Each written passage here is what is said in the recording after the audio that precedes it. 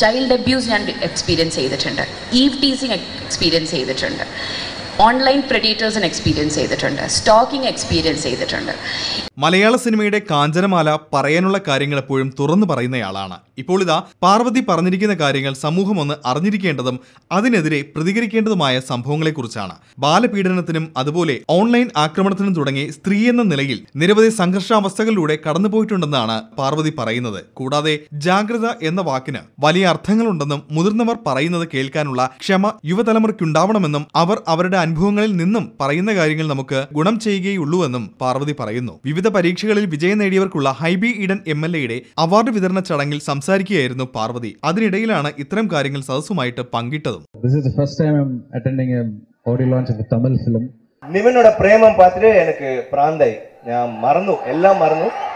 പിന്നെ പ്രേമം മേലെ പ്രേമം വന്നു.